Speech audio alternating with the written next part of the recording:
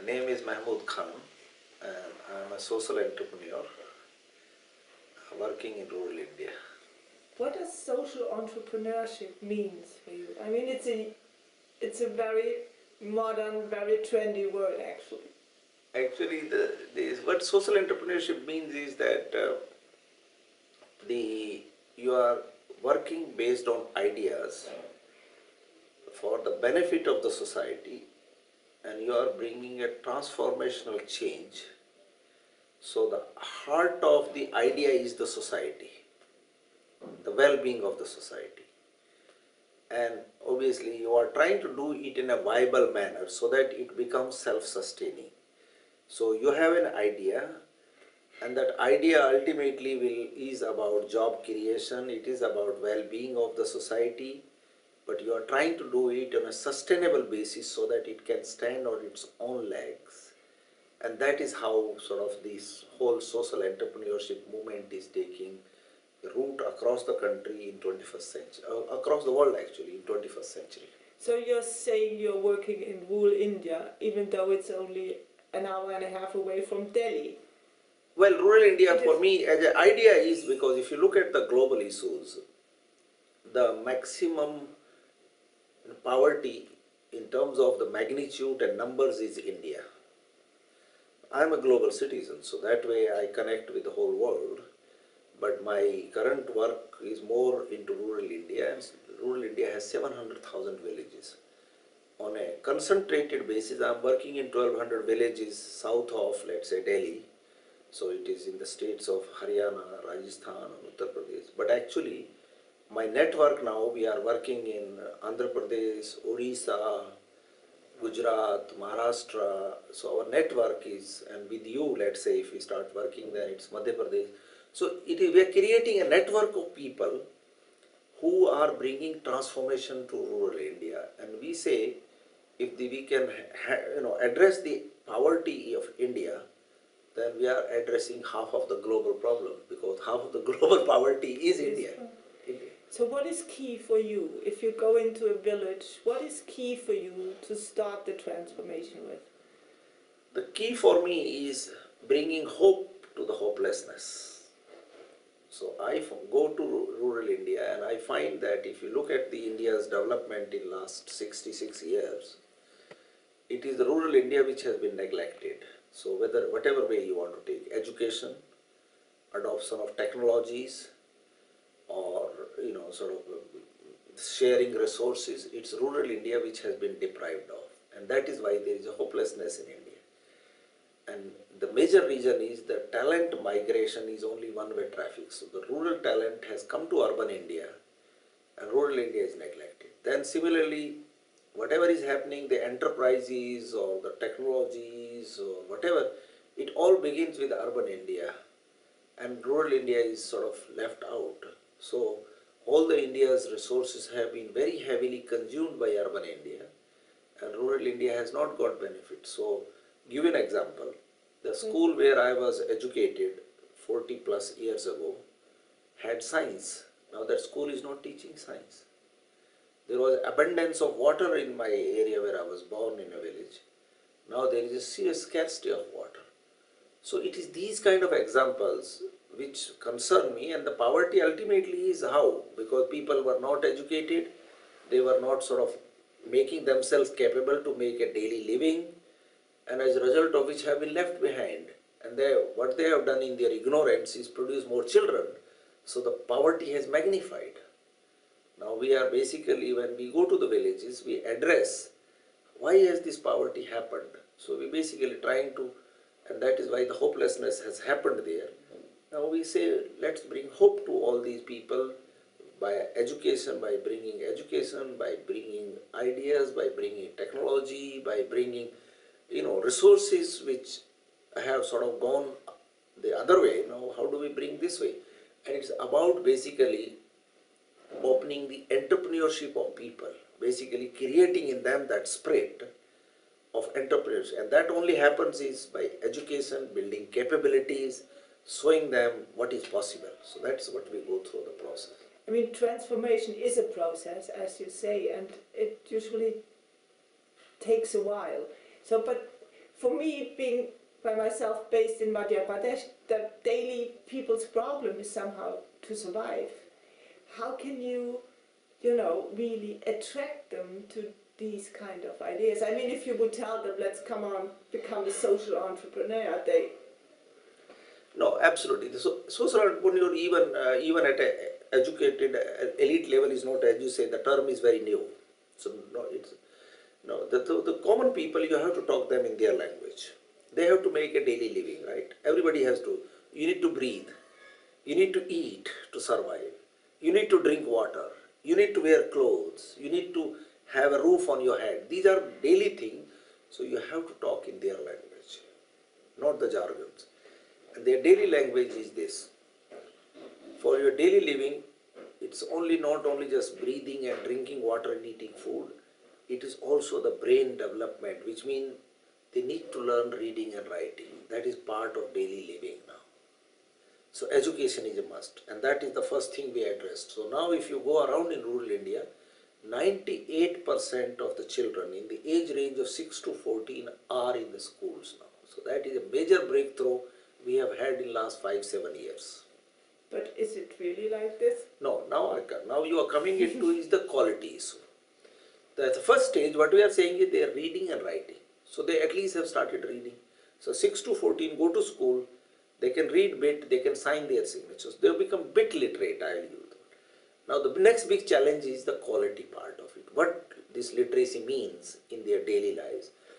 And that is where we are addressing is individuals' own capabilities at different levels. So somebody can only read, write up to, let's say, attend a school up to 5th grade, and it's more often happening, the girls are dropping out. 70% in the area where we are working, 70% girls drop out after the 5th grade. The moment they get into their puberty, because then there are different needs they need in the school, and they don't have that. They don't have water, they don't have protection, they don't have special needs which they need, and in the process they feel shy and they drop out. So now how do we address that? So that is the second stage in terms of within the education. But meanwhile, what we are trying to focus that even those drop out, they need work to make their life. So within the work we are saying is start embracing technology for their work. Start doing things which will give them more value than just a mundane routine of making a daily, sort of a wage earners. So that is how the entrepreneurship comes. So we will use in their language what entrepreneurship means, which basically is turning them in, okay, you start adopting technologies, you will more make a sustained living through the technologies. So for example, if you start using solar power, you will have a sustained source of energy. Or if you start raising animals scientifically, then not only that you will get milk, but animal will also give you gas you can generate. And that from there, the dung which you have taken the gas, then you turn that into compost, and through worms you make it a better compost, and then take it to your field. So your field itself will start, it also needs to be energized. It will become more productive. So what we are saying, even in their daily routine, if you inject ideas, then their life starts becoming more scientific, and then they start sort of suddenly say, oh, for my labor, for my work, actually I am magnifying the value. And that is the sort of a process you begin at their level itself.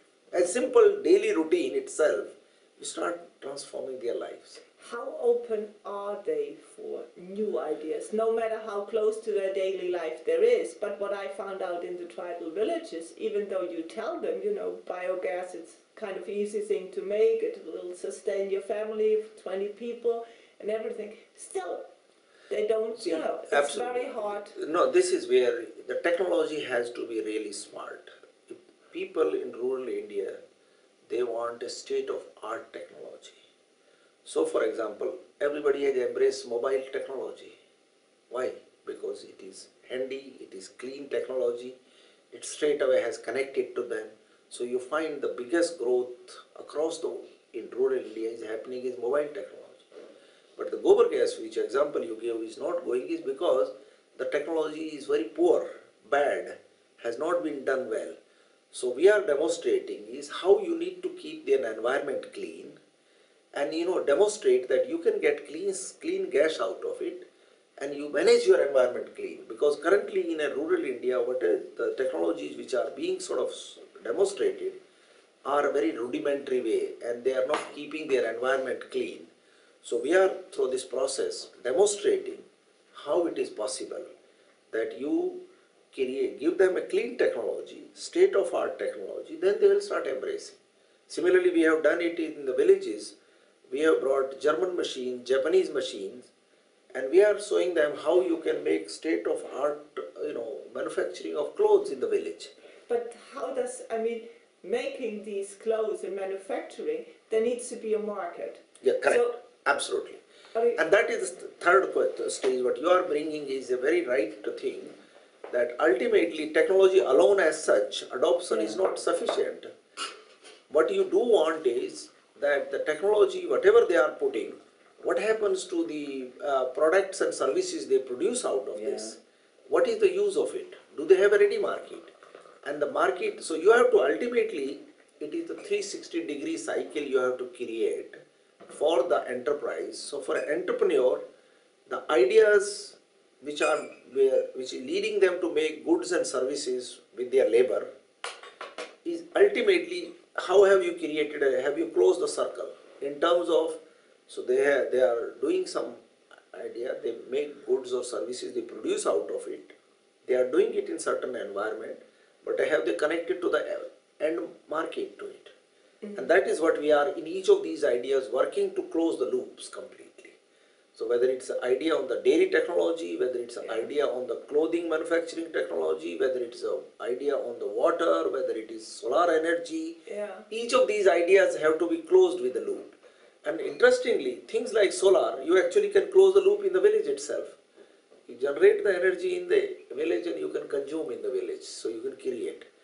But on a biogas, in the animal, you can probably also within the rural area can close. But somebody like garment industry, you may have to connect them with the urban or the supermarkets and others to close the loop. But you're spot on. Then the other link, missing link in all of that is finance, because these people will need money.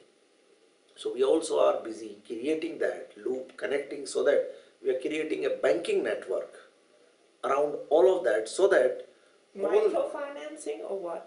Through microfinance. So one of my, actually from my alma mater, Vijay Mahajan and I are working together, so that he has a lot of expertise on, and he has a lot of expertise on skills building as well.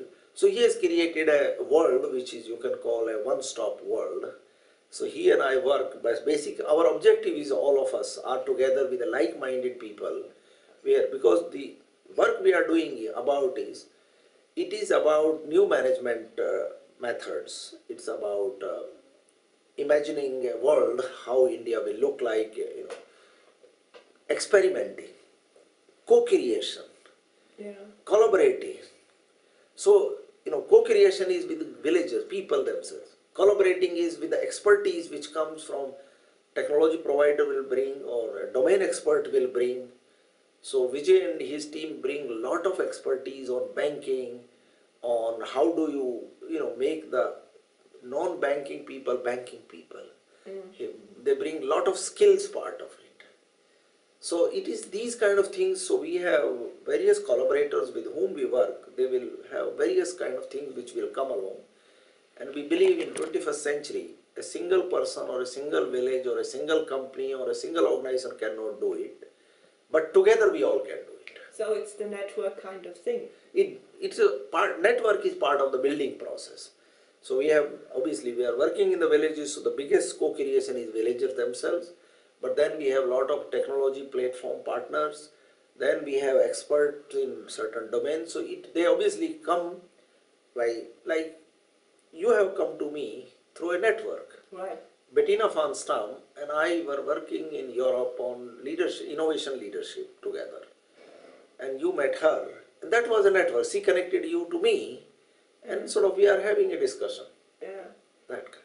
So how does your work, I mean, you've been head of innovation at Unilever? Correct. That I don't get it wrong with the Procter Yes. & Gamble guy who's also here in Delhi.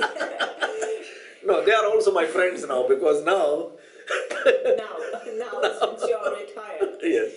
But no, my question was heading the way, how does the work you've been doing as head of innovation helps you today to create and really, make the things you're doing really sufficient and sustainable?